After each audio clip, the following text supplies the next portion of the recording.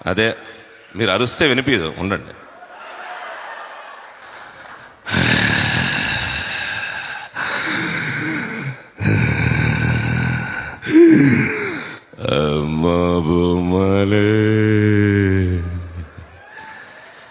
పింద పండై పరువానికొచ్చింది,